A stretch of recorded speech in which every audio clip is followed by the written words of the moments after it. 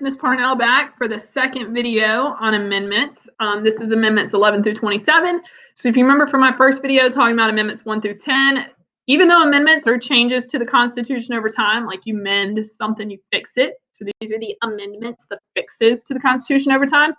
The first 10 actually came with the Constitution. If you remember, that was the Federalist and the Anti-Federalists. In order to get the Anti-Federalists on board, Federalists had to include all these rights that we had. So it proved to us, it was set in stone, that government would not get crazy like what we had with Great Britain. So technically the first change comes right here with number 11. For some of these, I want you to write down all of them, but I will tell you the handful of not super important ones, which 11 is going to be our first one. But you need to write them all down so you'll have them, especially when you're doing the assignment that goes with this. It's called amendment violation scenarios. And you're kind of looking at ways these amendments were violated, and you're putting like what number amendment was violated out to the side. So you'll need to know them all for that. But for life, probably not going to need to know them all. So there's these videos. You can go watch them in the PowerPoints, I think. If not, don't worry about it. But so let's jump right in. And you don't need to necessarily know the dates. I just put them on there. So the 11th limits lawsuits against the states. Basically, people in different states or in federal and foreign countries cannot sue a state in federal court. Write that down. What exactly that means, I don't know a good way of explaining that. So I just tell people to write it down, and it means like if you're in a different state, you can't sue the United States or sue that state in federal court, or another country can't sue us in federal court. And you'll see that on your scenario list. One of your not important ones right here. All right, number 12. Oh, and again, if you want to write with me, just pause it each time or write them all in and then come back and watch the video, however you want to do it. So number 12 set up the Electoral College. So prior to this, that was not how the president was picked. You remember Miss Bailey teaching you all about the Electoral College. I even did a video with the notes on it in the last unit. And it was like how you have as many people as your state representatives, senators, and reps, and the House of Representatives, and the total number of that's who gets to be president. So that set up this whole process and how those people go to Washington, D.C., the electors, and they vote on behalf of their state, and they count that up and see who the president is. One isn't a terribly important one to remember because you already know the Electoral College, but you can know that it came along with the 12th Amendment. All right, 13, 14, 15, really important. 13, 14, and 15 go together. So whenever right now or whenever you're done writing your notes, if you want to link them up together in your notes so you know 13, 14, and 15 are Reconstruction Amendments. So these are coming about with the Civil War. So if you construct something, you build it, right? If I construct a building, I build it. If I reconstruct, I rebuild it. Okay, so I'm rebuilding it. And so basically, this is after the Civil War. The United States is, sorry about that. The United States has been cut in half, the North and the South, slave owners and non-slave owners and other instances. Civil War is over. They have to come back together. And it's not going to be as easy as you think. The South isn't just going to be like, okay, golly gee, we lost. Shucks. All right, let's go do things your way. So it's a hard process. So the 20 years following the Civil War is some of the most tumultuous years in American history. I mean, we think of some of the bad things going on now. We think of the race relations now. And it's not to say they're perfect, unfortunately. We still have a long way to go. And I hope a lot of us are actually working hard to not be part of the problem. But, you think about back then, those 20 years when slavery ended, the way that white people would have looked at people of any color, brown, black, the whole gamut was really harsh, especially in the South. So these three go together because these are our three attempts to rebuild America, put America back together, that type of thing. So the first thing we need to do is we need to get rid of slavery. I think this one actually passes before the Civil War is up. So when it passes, it only really affects the country still in the United States, which is the North, because the South was its own country, the CSA, the Confederate States of America, or as you've probably heard of, the Confederacy, with their own flag, with the X, the Confederate flag, stuff like that. So kind of interesting to outlaw slavery, but it was only for America. And at that time in America, there really wasn't many places in the North that had slavery. But it's good when we put it back together and the South becomes part of America again. Well, can't own slaves because of this. So that one's really important. 14, if you want to put a big old star here, this is probably the most important amendment out of all 27. I know it's kind of hard, to rank them. Like, well, how's that more important than freedom of speech or no cruel punishment or something? I know it's kind of hard, but this is just kind of my opinion. It's one of the most used ones with all the Supreme Court cases.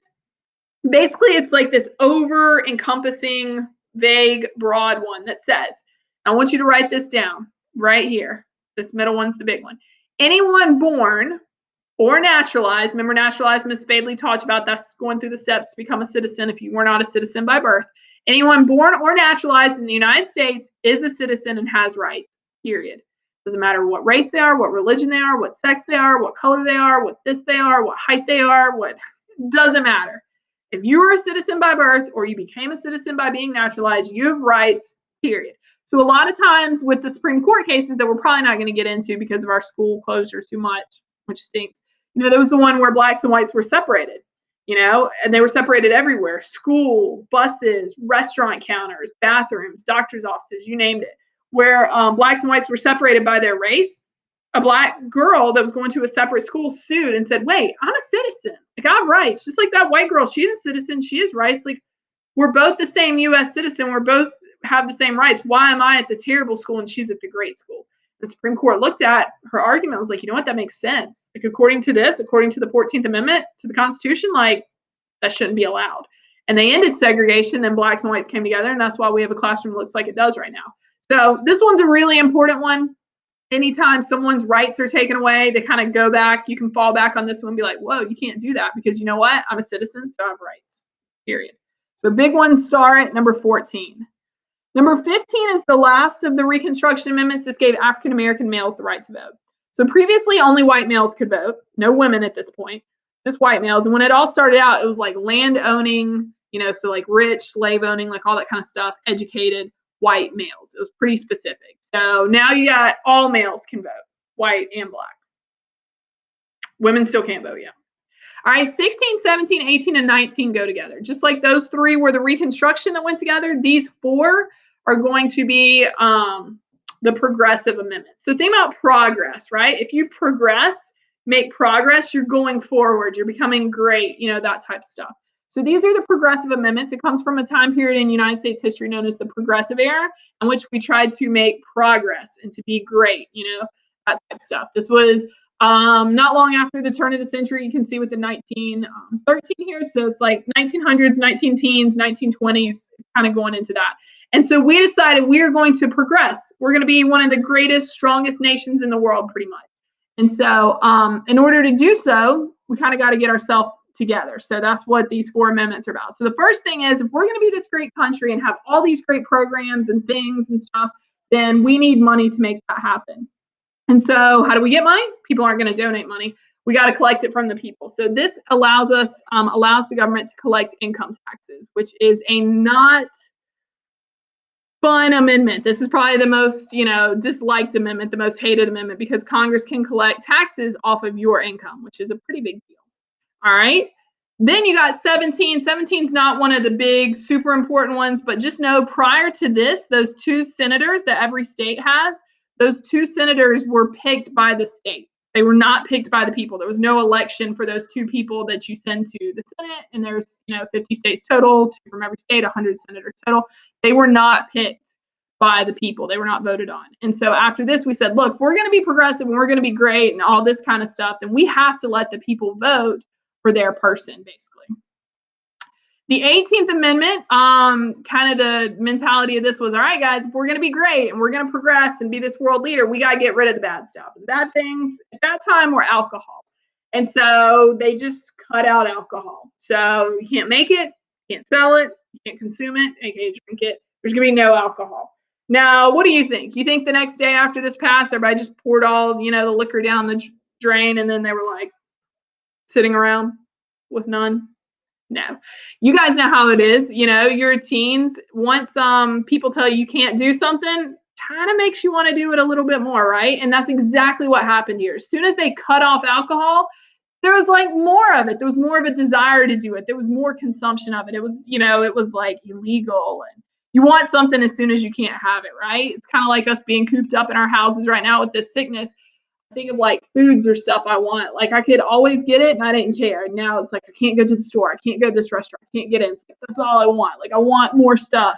And you probably feel the same way. Like things you could do before this, you're like, And now that you're like, stuck in your house, you're like, that's all I want to do.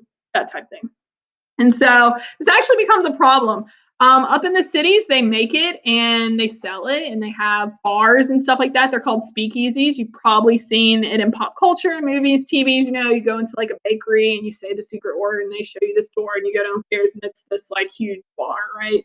And dancers and music and alcohol. More in the South, out in the country, people just made it themselves. They couldn't make it where people would see it, so they'd have to go deep in the woods, and they couldn't do it during the day when people would see them, so they had to do it at night, and they had to use the light of the moon. That was the only light at night, and so they called it moonshine because they did it by the shine of the moon. And they would have to then get it to people because we're out here in the middle of the country, in the middle of the woods, and so you put it in these people's cars. These people would work really, really hard to soup their cars up, make their cars really, really fast. They could outrun the cops because it was illegal. And you put it in these people's cars, and they'd run it to the next town or to the store or to these people that bought it from you. And then when those people weren't running alcohol, they got really bored, started running around in a circle with their cars on a track, and that's how NASCAR was born out of this. So kind of interesting. Now, as you know, this isn't going to last, okay? And then you got the 19th Amendment. So the 19th Amendment gave women the right to vote. So at this point, everyone can vote. White men, black men, and women of all colors, okay? So women get the right to vote, and this was the last progressive amendment. Again, if we're going to be this great country, how can we treat half of our population like they don't have rights, or like they don't know enough to vote, or they don't know enough to be in charge, or stuff like that? We just can't do that. So those four are the progressive amendments. There's a really cool Schoolhouse Rock on suffrage that you can check out. If it doesn't work on here, Google it. And there's another really cool video made by this girl, and it's to Lady Gaga, and it's I might have to like link it on there because I can't think of it all of a sudden, but it's basically showing you like women get the right to vote, which is interesting. All right, 20th Amendment. Easy way to remember this: 2020. Oh, if you say 2020, it makes you think of the year, and then people are like, oh gosh, 2020. But 2020 down here. So the 20th Amendment says that the president's term ends and begins January 20th at noon. Prior to this, a president's term ended and began in March. And so from November when we voted till March, that was a really long time for a president, especially if they lost, to be doing nothing or sabotaging or whatever. So we wanted to get the inauguration closer to the election in November. So January 20th at noon, 2020, the 20th Amendment. 21st Amendment. This brings back alcohol. As you know, it is legal to have alcohol. You can make it, you can sell it. People say, oh, well, moonshine's still legal. Well, the reason moonshine would be considered illegal is if someone makes it and sells it and they don't pay taxes. They don't tell the government they're making it, so they don't pay taxes. And as you know, the government doesn't like when you don't pay taxes. You can make your own alcohol today as long as you register it and pay taxes. I think maybe they still call it moonshine or something like that, but as long as it's legal, it's fine. And so this one is really interesting. This is the only amendment that undoes an amendment, okay? So you cannot erase amendment out. They couldn't be like, all right, we're going to bring alcohol back. Let's just erase number 18. You can't do that. So what you had to do is you have to make a new one basically saying that one doesn't count anymore. So the 21st Amendment, all it says is like, we repeal the 18th, as in the 18th doesn't exist or count anymore. It's like a redo type thing. Easy way to remember this, used to could drink alcohol legally at 18 years old. That was the 18th Amendment. Now, as you know, you have to be 21 to drink alcohol legally, and 21st Amendment. So they kind of align with the ages, which is really interesting. 22nd Amendment, lots of T's and lots of twos. 22nd Amendment, 2 terms, 10 years, term limits. That's how I feel doing alliteration when I talk about this one. This one maybe talk to you a little bit about. She's teaching about the president. You know that the president only served 2 terms or 10 years total. 10 years, would be if you were someone's vice president, served part of their term, then you could go on to do some more terms of your own. This was put into place not long after FDR died. FDR, remember, was the president during the Great Depression and World War II, and he ran for 4 terms. Now, he died in office and did not complete 16 years of serving. He died as Vice President Harry Truman had to take over, and then they passed this just to make sure that people did 2 years or 2 terms. Everyone had done 2 terms before him just because George Washington did 2 terms. It was kind of the understanding of like, if he couldn't do more, then surely I ain't no better than him. I can't do more. But FDR did, and then they just kind of put this in place after that. 23rd Amendment, Washington, D.C. gets the right to vote. I'm sure Ms. Fadley talked to you about this when she was talking about the Electoral College. But Washington, D.C. is a city. Up top is bordered by Maryland. Below is bordered by Virginia. So it's this city with like the line. So Most people don't live in Washington, D.C. When you think about people who live in Washington, D.C., they actually live a little bit on the outskirts of Maryland or Virginia. But there are some people who live like downtown proper in Washington, D.C. And those people didn't get the right to vote because it's not a state. And the way you vote is because it's based on your electors, remember, your 2 senators and your at least 1 person in the House of Reps, as many people as your state has. And since Washington, D.C. wasn't a state, you couldn't go vote because there was no way to count their votes. So it was like really interesting. Like the people who lived where government was couldn't vote for government, which was wild. And it's like a pun on it is like if you've ever seen someone's license plate from Washington, D.C., again, it's pretty rare because most people don't live in Washington, D.C. It's mostly federal buildings and stuff, right? If you've ever seen their license plate, it says taxation without representation, because they don't have any representation in Congress, even though Congress is in their city and Congress is who decides our taxes. They don't have a single person for their voice there saying yay or nay, which is kind of crazy and goes back to that saying we had with Great Britain about the no taxation. We said no taxation without representation because Parliament was taxing us and we couldn't have a voice to say yes or no to the taxes. So that's where that comes from. 24. All right, hold on 2 seconds. Hey guys, come shut that door, please. Sorry about that. Getting a little crazy in there. I want you to be able to hear me. So it's fine. Just shut the door. Okay. So the 24th Amendment, very important. So it might not sound important, but I want you to think about it for a second. Crazy important. So this is 1960s, early 1960s. This is getting into the heat of the civil rights movement. In the South, this is 100 years after the Civil War ended. So the Civil War ends in like 1865. This is 100 years later. And in that 100 years, we did not make a lot of progress, unfortunately, in the South with race relations. It was, if you've thought about things from history like the KKK, lynchings, mobs, stuff like that, that would have been in like the 1900s, teens, 20s, 30s, 40s. So like that, there was slavery in the 1800s. There was all that KKK stuff, like early 1900s. And by the 1960s, there's the civil rights, Martin Luther King, Malcolm X, all those people we think about. So basically, 100 years, they made no progress in the South. And so what happened is places in the South did not want African Americans to vote. Okay. And again, at this time, they would have used the word colored. Keep that in mind. So this would have included anyone who wasn't white. This would have included Hispanics, Asians, Latinos, whatever. They would have called them colored back then, which is kind of a weird word for us to say nowadays because it seems really bad and it's not really super nice. But back then, if you would have read things, it actually didn't say black. It said white or colored. And so it meant any shade of brown, pretty much. Black comes about with like Malcolm X and his Black Power movement and stuff like that. And it gives it like a strong, better connotation, like a word you can use to call yourself that you like, and stuff like that. Anyways, history lesson. So in the South, white people were in charge of government. They were in charge of elections. They didn't want black people to vote. And so what they did is they couldn't keep them from voting because if you remember the 15th Amendment, the 19th Amendment, that gave black men and women the right to vote. So they had to come up with a plan. And so they were kind of sneaky and they said, all right, well, you have to pay to vote. Well, think about it. Who had money back then? Blacks or whites, right? Or you have to take a test to vote. Again, think about it. Who went all the way through school back then?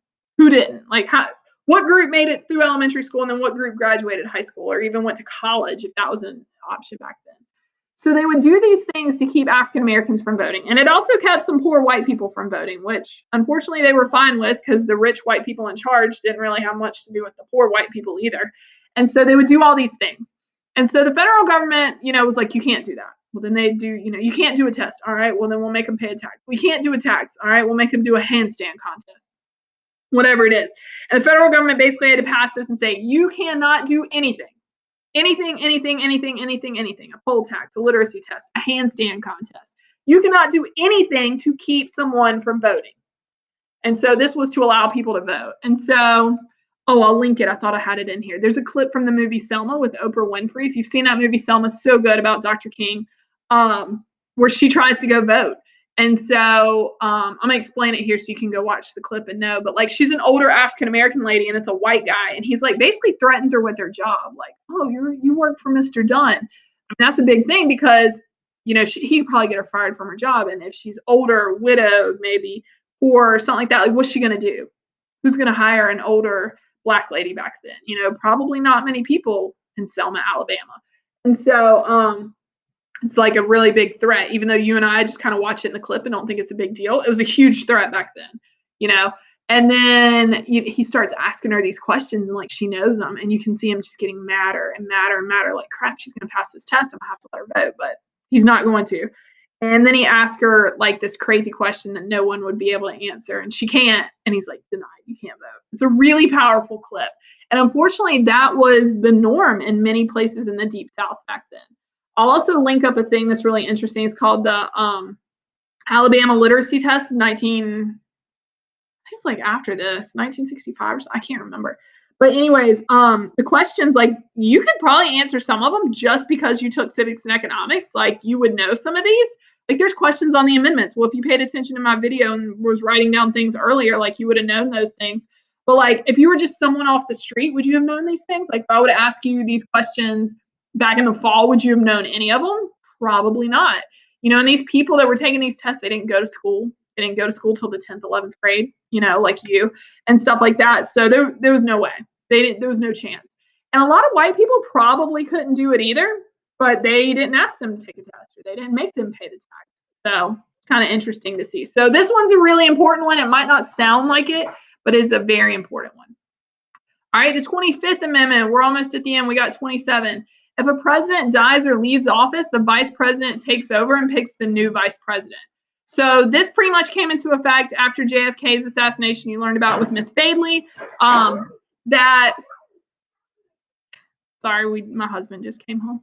That if the president dies, you know, when JFK died, his vice president Johnson took over, but there was never really like a precedent or like a ruling or anything like that that said it had to happen that way. So, you get her? Sorry. Never a precedent or a ruling or anything like that that said that this is how the vice president takes over. None of that. So this puts it into effect. Kind of the cool thing is we haven't had anyone die since then, so we haven't had to use it that way. We have had one president quit since then, which is Richard Nixon, and so this just showed us once he left office how the new vice president was going to be chosen. All right, 26, pretty self-explanatory, lowered the voting age to 18. Prior to this, you had to be 21 to vote. If you note by the years, this is when Vietnam's going on. And so if you know, like when people can be sent off to war, they're 18 years old. And so the idea was all these like soldiers and stuff came back and were protesting, and other people were protesting, hippies, even stuff like that. This was really big in the hippie movement. Peace, love, drugs, lowering the voting age. It was a big one. But they basically said, I'm 18 years old. I'm old enough to die for my country, according to you, go off to war and possibly die at 18, 19, 20 years old. But I'm not old enough to vote. Like, am I an adult or not, pretty much? Like, is an adult a 21-year-old or is an adult an 18-year-old? Because if an adult's a 21-year-old and I can't even vote till I'm 21, like I don't know enough to vote till I'm 21, well, then don't send me overseas till I'm 21. You know, like, how do I know enough to do that? That was kind of the whole mentality. So they said, you know, these Congress people, these people in Congress are voting to go to war. They are voting for my life, and I can't vote and get them kicked out, you know? Like, you know, this president that's sending me overseas, I couldn't vote to get him elected or not elected. Like, that doesn't make any sense. So they lowered the voting age to 18. And the last one's not really important. They actually just did this, I think. I've been meaning to look into this. People said they did this when they passed that stimulus thing to give people stimulus stuff with this whole sickness that's going on. I need to check into it. That they voted for themselves to have a pay raise. Basically, if Congress votes to increase their salary, it's going to go in the next term. So think about it like this. Congress decides everything. I mean, they really do, like all the laws and how government's going to run and all the like requirements or stipulations or amounts or years or, you know, money. They are in charge of all that. One of the things they need to be in charge of is pay. Like, who else would set their pay? Like, me? You know what I'm saying? So they set their own pay. Well, think about it. If me and you were Congress, are we ever going to vote against increasing our paycheck? I mean, really? Are we ever going to vote against that? We're not. So every time they vote to increase their paycheck, they don't get the new paycheck tomorrow because they would just like vote every single day, like, and another raise, and another raise. And all of us taxpayers having to pay this money are just like, oh my gosh, we're losing so much money. So it goes into effect the next term. And the thought is all those people voting might not be here next term. Probably won't. A lot of them won't. They won't be here in the next term. And so this is just a way to keep it on the up and up. And just, you know, before you vote to increase your pay, you need to stop and think like, am I even going to benefit from this? Or is there a chance I'm not going to be here and the person I hate, my competitor, my opponent, the guy running against me, he'll actually be here? And did I just pay for him to get more money than me? Did I just vote for him to have a higher paycheck? And that might make people think twice before they vote to increase their paycheck, so that maybe they're not just constantly voting to increase their paycheck. So that is it. Those are all 27. Now you've done 1 through 10 in the first video, 11 through 27 in the second video, and I'll try and put up some clips and links to other things you want to watch. Fill out your notes. You can do it on the Word doc or the Google Doc that you saw. You can print it out and write it. You can try and type it in there. You can write it on notebook paper. And then you got 2 worksheets to do from this. You got the amendment violation scenarios. That's only amendments 1 through 10. Only amendments 1 through 10. And I'll give you a hint. There's like 17 questions. So like you're going to have to use some twice. People are always like, do we use them more than twice? And I'm like, well, there's 10 amendments. There's 17 questions. So what do you think? So you use things more than twice. Then the second worksheet, no, I'm sorry, that's the first one's called Interpreting the Bill of Rights. Interpreting the Bill of Rights. And then the second worksheet's called Amendment Violation Scenarios, and there's I think like 17 questions as well or something, but 17 amendments, 11 through 27. So you do not use things twice. In that instance, you only use things once. And you read the violation, you put the number of the amendment out to the side. And the first one, you read what's going on and you tell me. You actually tell me the part like eminent domain, cruel and unusual punishment, powers to the people, freedom of speech, right to bear arms, quartering troops, freedom of the press, like right to a jury, right to sue someone for more than $20, speedy and public trial, due process, no self-incrimination. Like on the first worksheet where there's a long line, you tell me whatever that thing is from your notes, and then you put the amendment number. On the second worksheet, that's the later amendments, you just put the amendment number. All right, hope that helps. See you guys later. Bye.